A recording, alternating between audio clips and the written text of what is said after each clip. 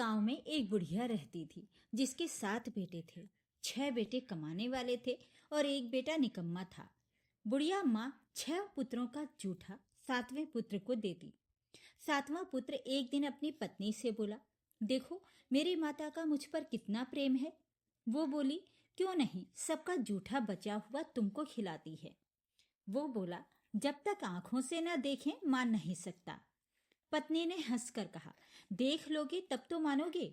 कुछ दिन बाद एक बड़ा त्योहार आया। घर में 7 प्रकार के भोजन और चूरमा के लड्डू बने। वो पत्नी की बात को जांचने के लिए सिरदर्द का बहाना बनाकर पतला कपड़ा सिर पर ओढ़कर रसोई में जाकर सो गया और कपड़े में से सब देखता रहा। 6 भाई भोजन करने आए। उसने देखा माँ ने उनके लिए सुंदर सुंदर आसन बिछाए, 7 प्रकार की रसोई परोसी और आग्रह कर करके उन्हें भोजन कराती रही। वो देखता रहा। 6 भाई भोजन कर उठ गए। तब माँ ने उनकी 5 थालियों में से लड्डुओं के टुकड़ों को उठाया और एक लड्डू बनाया। जूठन साफ कर माँ ने उसे पुकारा, उठ बेटा उठ, तेरे भाइयों ने भोजन कर लिया, तू भी उठकर भोजन कर ले। उसने कहा, माँ मुझे भोजन नहीं करना, मैं परदेश जा रहा हूँ। माता ने कहा, कल जाना हो तो आज ही जा। वो बोला, हाँ हाँ जा रहा हूँ।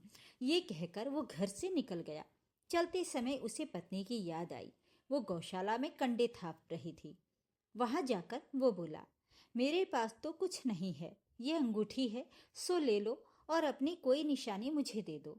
वो बोली, मेरे पास क्या है, ये गोबर भरा हाथ है। ये कहकर पत्नी ने उसकी पीठ पर गोबर के हाथ की थाप मार दी। वो चल दिया। चलते चलते दूर देश में पहुंचा। वहां एक साहूकार की दुकान थी। वहां जाकर बोला, सेठ जी मुझे नौकरी पर रख लो। साहूकार को नौकर की सख्त जरूरत थी। साहूकार ने कहा, काम देखकर तनख्वाह मिलेगी। उसने कहा, सेठ जी जैसा आप ठीक समझें। उसे साहूकार के यहाँ नौकरी मिल गई। वो वहां दिन रात काम करने लगा। उस दिन भी दुकान का लेन देन, हिसाब किताब, ग्राहकों को माल बेचना, सारा काम करने लगा। साहूकार के 7-8 नौकर थे। ये सब चक्कर खाने लगे, लेकिन उसने अपनी लगन, परिश्रम और ईमानदारी से सभी को पीछे छोड़ दिया। उसे अपने किए का फल मिला। सेठ ने भी उसका काम देखा और 3 महीने में ही उसे मुनाफे में साझेदार बना लिया। परिश्रम करते करते 12 वर्ष में ही वो नगर का नामी सेठ बन गया और सेठ अपना सारा कारोबार उस पर छोड़कर बाहर चला गया। इधर उसकी पत्नी पर क्या बीती वो सुने। सास ससुर उसे दुख देने लगे। गृहस्थी का काम करवाकर उसे लकड़ी लेने जंगल में भेजते। इस बीच घर की रोटियों के आटे से जो भूसी निकलती उसकी रोटी बनाकर रख दी जाती और फूटे नारियल की नरेली में पानी दिया जाता। इस तरह दिन बीतते रहे। एक दिन वो जब जंगल में लकड़ी लेने जा रही थी, तब उसे रास्ते में बहुत सी स्त्रियां संतोषी माता का व्रत करती दिखाई दी। वो वहां खड़ी होकर पूछने लगी, बहनों ये तुम किस देवता का व्रत करती हो और इसके करने से क्या फल होता है? इस व्रत के करने की क्या विधि है? यदि तुम अपने इस व्रत का विधान मुझे समझाकर कहोगी तो मैं तुम्हारा बड़ा एहसान मानूंगी। उनमें से एक स्त्री बोली, सुनो, ये संतोषी माता का व्रत है। इसके करने से निर्धनता, दरिद्रता का नाश होता है, लक्ष्मी आती हैं, मन की चिंताएं दूर होती हैं, मन को प्रसन्नता और शांति मिलती है। निपुति को पुत्र मिलता है, प्रीतम बाहर गया हो तो वो शीघ्र लौट आता है, कुंवारी कन्या को मनपसंद वर मिलता है, चलता मुकदमा खत्म हो जाता है, कलह क्लेश की निवृत्ति होती है, सुख शांति होती है, घर में धन जमा हो, धन जायदाद का लाभ होता है, तथा और भी मन में जो कुछ कामना हो सब संतोषी माता की कृपा से पूरी हो जाती हैं। इसमें संदेह नहीं है। वो पूछने लगी, ये व्रत कैसे किया जाता है, ये भी बताओ तो बड़ी कृपा होगी। वो स्त्री कहने लगी, बिना परेशानी, श्रद्धा और प्रेम से जितना भी बन सके प्रसाद लेना, 5.25 पैसे से 5.25 आने तथा इससे भी ज्यादा शक्ति और भक्ति के अनुसार गुड़ और चना लें।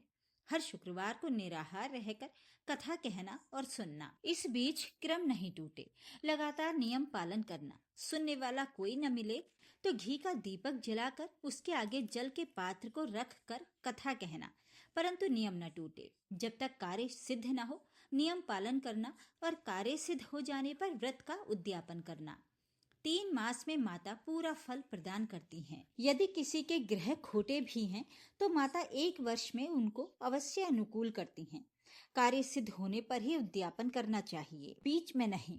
उद्यापन में 2.5 सेर आटे का खाजा तथा इसी अनुसार खीर तथा चने का साग बनाना, 8 बच्चों को भोजन कराना, जहाँ तक मिले देवर जेठ भाई बंधु कुटुंब के लड़के लेना, ना मिले तो रिश्तेदारों और पड़ोसियों के लड़कों को बुलाना, उन्हें भोजन कराकर यथाशक्ति दक्षिणा देकर माता का नियम पूरा करना। ध्यान रखना उस दिन घर में कोई खटाई न खाए।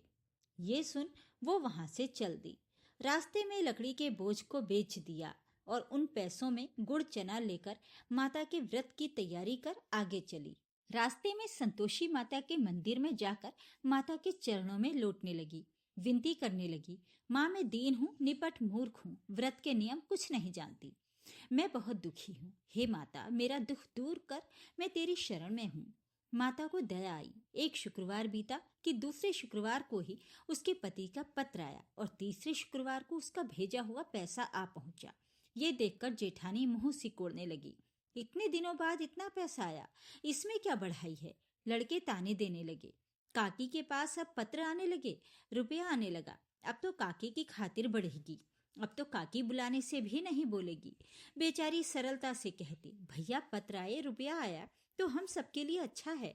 ऐसा कहकर आंखों में आंसू भरकर संतोषी माता के मंदिर में जा मातेश्वरी के चरणों में गिरकर रोने लगी। माँ मैंने तुमसे पैसा नहीं मांगा, मुझे पैसे से क्या काम, मुझे तो अपने सुहाग से काम है, मैं तो अपने स्वामी के दर्शन और सेवा मांगती हूँ। तब माता ने प्रसन्न होकर कहा, जा बेटी तेरा स्वामी जल्दी ही आएगा। ये सुन खुशी से बावली हो वो घर आकर काम करने लगी। संतोषी माँ विचार करने लगी, इस भोली पुत्री से मैंने कह तो दिया कि तेरा पति शीघ्र आएगा, पर आएगा कहाँ से? वो तो इसे स्वप्न में भी याद नहीं करता, उसे इसकी याद दिलाने तो मुझे ही जाना पड़ेगा। संतोषी माता ने उस बुढ़िया के बेटे को स्वप्न में समझाया, पुत्र तेरी घरवाली कष्ट उठा रही है। वो बोला, हाँ माता ये तो मुझे भी मालूम है, परंतु क्या करूं, वहां कैसे जाऊं? परदेश की बात है, लेन देन का सारा हिसाब किताब है, जाने का कोई रास्ता नजर नहीं आता, आप ही कोई राह दिखाएं कि वहां कैसे जाऊं। माँ कहने लगी, सवेरे नहा धोकर संतोषी माता का नाम ले, घी का दीपक जला, दंडवत कर और दुकान पर जा बैठना। देखते देखते तेरा लेन देन चुक जाएगा, जमा माल बिक जाएगा, सांझ होते होते धन का ढेर लग जाएगा। वो अगले दिन सुबह बहुत जल्दी उठा। उसने अपने मित्र बंधुओं परिचितों से स्वप्न में माता द्वारा कही गई बात कह सुनाई। वे सब उसकी बात सुनकर उसके खिल्ली उड़ाने लगे। वे कहने लगे कि कहीं कभी सपने की बात भी सच्ची होती है। एक बूढ़ा व्यक्ति बहुत समझदार था। वो बोला, देख भाई मेरी बात मान, इस तरह साँच या झूठ कहने के बदले माता ने जैसा कहा है वैसा ही कर, तेरा क्या जाता है। बूढ़े की बात मानकर नहा धोकर उसने संतोषी माता को प्रणाम किया, फिर घी का दीपक जलाकर दुकान पर जा बैठा। शाम तक धन का ढेर लग गया। वो हैरान हुआ, मन में संतोषी माता का नाम ले प्रसन्न हो घर जाने के वास्ते गहना कपड़ा व सामान खरीदने लगा। सब काम से निपट अपने घर को रवाना हुआ। उधर उसकी पत्नी जंगल में लकड़ी लेने गई। लौटते वक्त थक जाने के कारण संतोषी माता के मंदिर में विश्राम करने बैठ गई। ये तो उसका रोज रुकने का स्थान था। धूल उड़ती देख उसने माता से पूछा, हे माता ये धूल कैसी उड़ रही है? माँ ने कहा, हे पुत्री तेरा पति आ रहा है, अब तू ऐसा कर, लकड़ियों के 3 बोझ बना, एक नदी के किनारे रख, दूसरा मेरे मंदिर पर और तीसरा अपने सिर पर रख। तेरे पति को लकड़ी का गट्ठर देखकर मोह पैदा होगा, वो यहाँ रुकेगा, नाश्ता पानी करके माँ से मिलने जाएगा। तू लकड़ी का बोझ उठाकर घर जाना और बीच चौक में गट्ठर डालकर 3 आवाजें जोर से लगाना, लो सासू जी लकड़ियों का गट्ठर लो, भूसी की रोटी दो, नारियल के खोपरे में पानी दो, आज कौन मेहमान आया है? संतोषी माँ की बात सुनकर वो बहुत अच्छा माँ कहकर प्रसन्न मन से लकड़ियों के 3 बोझ बना लाई। एक नदी के तट पर, दूसरा माता के मंदिर पर रखा। इतने में ही मुसाफिर वहां आ पहुंचा। सूखी लकड़ी देख उसको इच्छा हुई कि अब यहीं विश्राम कर ले और भोजन बनाकर खा पीकर गांव चले। इस प्रकार भोजन कर विश्राम कर वो अपने गांव में आ गया। उसी समय बहू सिर पर लकड़ी का गट्ठर लिए आई। उसने गट्ठर को आंगन में डाल जोर से 3 आवाजें दी। लो सासू जी, लकड़ी का गट्ठर लो, भूसी की रोटी दो, नारियल के खोपर में पानी दो। आज कौन मेहमान आया है? ये सुनकर सास ने अपने दिए हुए कष्टों को भुलाने के लिए कहा, बहू तू ऐसा क्यों कहती है? तेरा मालिक ही तो आया है। बैठ, मीठा भात खाकर कपड़े गहने पहन। पत्नी की आवाज सुनकर उसका पति बाहर आया और उसके हाथ में पहनी अंगूठी देख व्याकुल हो गया। उसने माँ से पूछा, माँ ये कौन है? माँ बोली, बेटा तेरी पत्नी है। आज 12 वर्ष हो गए हैं। जब से तू गया है तब से सारे गांव में जानवर की तरह भटकती फिरती है, कामकाज कुछ करती नहीं, 4 समय का आकर खा जाती है। अब मुझे देखकर भूसी की रोटी और नारियल के खोपरे में पानी मांगती है। वो बोला, माँ मैंने इसे भी देखा है और तुम्हें भी। मुझे दूसरे घर की चाबी दो, मैं उसमें रहूंगा। ठीक है बेटा, जैसी तेरी मर्जी कहकर माँ ने चाबी का गुच्छा बेटे के सामने रख दिया। उसने दूसरे घर को खोलकर सारा सामान जमाया। एक ही दिन में वहां राजा के महल जैसा ठाट बाट बन गया। अब क्या था, वो सुख भोगने लगी। अगले शुक्रवार उसने पति से कहा, मुझे संतोषी माता का उद्यापन करना है। पति बोला, बहुत अच्छा, खुशी से कर लो। वो उद्यापन की तैयारी करने लगी। जेठ के लड़कों को भोजन के लिए कहने गई, उन्होंने मंजूर किया। परंतु पीछे से जेठानी ने अपने बच्चों को सिखाया, देखो रे, भोजन के समय सब लोग खटाई मांगना, जिससे उसका उद्यापन पूरा ना हो। लड़के भोजन करने आए, खीर पेट भरकर खाई, परंतु बात याद आते ही कहने लगे, हमें कुछ खटाई खाने को दो, खीर खाना हमें नहीं भाता, देखकर अरुचि होती है। लड़के उठ खड़े हुए, बोले, पैसे लाओ। भोली बहू कुछ जानती ना थी, उसने उन्हें पैसे दे दिए। लड़कों ने बाजार जाकर उन पैसों से इमली खरीदी और खाई। ये देखकर बहू पर संतोषी माता ने कोप किया। राजा के दूत उसके पति को पकड़कर ले गए। अब सब मालूम हो जाएगा जब जेल की रोटी खाएगा। बहू से ये वचन सहन नहीं हुए। वो संतोषी माता के मंदिर में गई और कहने लगी, माता तुमने ये क्या किया? हंसाकर क्यों रुलाने लगी? माता बोली, पुत्री तूने मेरा व्रत भंग किया है, इतनी जल्दी सब बातें भुला दी। वो बोली, माता भूली तो नहीं हूँ, न कुछ अपराध किया है, मुझे तो लड़कों ने धोखा दे दिया, मुझे क्षमा करो माँ। माँ बोली, ऐसी भूल भी कहीं होती है? वो बोली, अब कोई भूल नहीं होगी माँ। अब बताओ मेरे पति कैसे आएंगे? माँ बोली, पुत्री जा, तेरा पति तुझे रास्ते में ही आता मिलेगा। वो मंदिर से निकलकर बाहर आई तो रास्ते में उसे अपना पति आता हुआ मिला। उसने पूछा, कहाँ गए थे? वो बोला, इतना धन जो कमाया है उसका कर राजा ने मांगा था, वो भरने गया था। वो प्रसन्न होकर बोली, भला हुआ, अब घर चलो। फिर अगला शुक्रवार आया। वो बोली, मुझे माता का उद्यापन करना है। पति ने कहा, ठीक है करो। वो फिर जेठ के लड़कों से भोजन को कहने गई।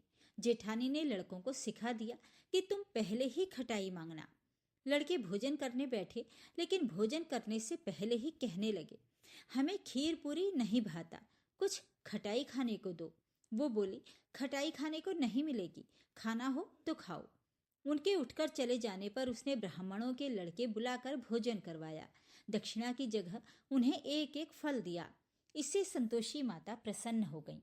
माता की कृपा से 9 माह बाद उसको चंद्रमा के समान एक सुंदर पुत्र प्राप्त हुआ। पुत्र को लेकर वो प्रतिदिन संतोषी माता के मंदिर में जाने लगी। माँ ने सोचा कि ये रोज आती है, आज क्यों ना मैं ही इसके घर चलूं, इसका आसरा देखूं तो सही। ये विचार कर माता ने भयानक रूप बनाया। गुड़ और चने से सना मुख, ऊपर से मुंड के समान होठ, उस पर मक्खियां भिनभिना रही थीं। दहलीज पर पैर रखते ही उसकी सास चिल्लाई, देखो रे, कोई चुड़ैल डाकिनी चली आ रही है, लड़कों इसे भगाओ, नहीं तो हम सबको खा जाएगी। बहू रोशनदान से देख रही थी। वो प्रसन्न हो उठी, आज मेरी माता मेरे घर आई हैं। ये कहकर दूध पीते बच्चे को गोद से उतार दिया। इस पर उसकी सास क्रोध में भरकर बोली, अरे इसे देखकर कैसी उतावली हुई है, जो बच्चे को पटक दिया। इतने में माँ के प्रताप से जहाँ देखो वहाँ लड़के ही लड़के नजर आने लगे। वो बोली, माँ जी, मैं जिनका व्रत करती हूँ ये वही संतोषी माता हैं। इतना कह उसने झट से घर के सारे किवाड़ खोल दिए। सबने माता के चरण पकड़ लिए और विनती करने लगे, हे माता, हम मूर्ख हैं, अज्ञानी हैं, तुम्हारे व्रत की विधि हम नहीं जानते, तुम्हारा व्रत भंग कर हमने बड़ा अपराध किया है। हे माता, आप हमारे अपराधों को क्षमा करो। इस प्रकार बार बार कहने पर संतोषी माता प्रसन्न हुई। इसके बाद उसकी सास कहने लगी, हे संतोषी माता, आपने बहू को जैसा फल दिया वैसा सबको देना। जो ये कथा सुने या पढ़े उसका मनोरथ पूर्ण हो। बोलो संतोषी माता की जय।